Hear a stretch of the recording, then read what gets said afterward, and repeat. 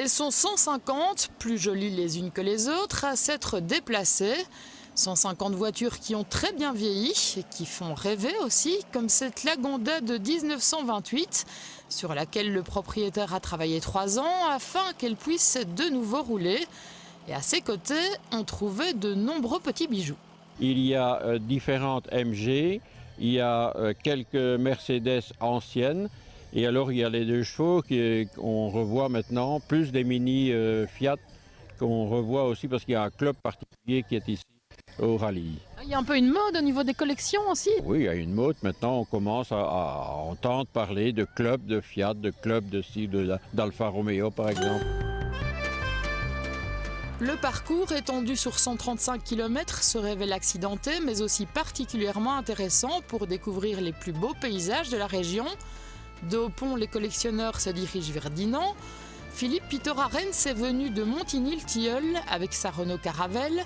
Et c'est le genre d'escapade dont il est très friand. Chaque année maintenant, elle fait la Bourgogne, l'Alsace, la Normandie, cette année-ci qu'on a fait avec. Donc, comme ça, c'est super, c'est du bonheur.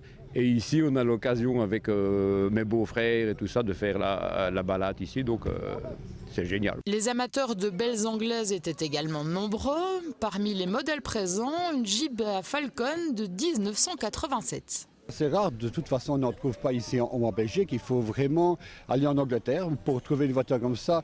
Ce que j'ai fait, c'est regarder sur les sites donc en anglais, donc sur internet, prendre note, donc prendre des rendez-vous et prendre carrément une semaine donc, de vacances, je dirais, pour aller donc faire un petit peu le tour de l'Angleterre et voir où il y a donc des belles voitures.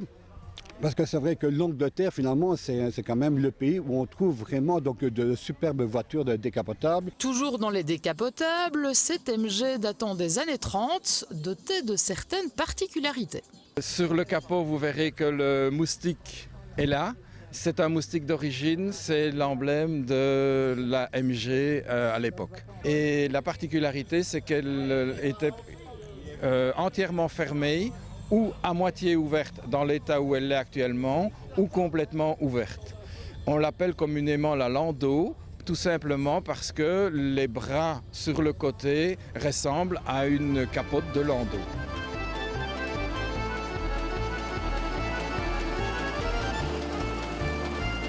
Après une promenade bucolique de quelques heures, pour coupé et autres cabriolets de prestige, c'est retour au point de départ, avant d'être de nouveau bichonné pour une prochaine sortie.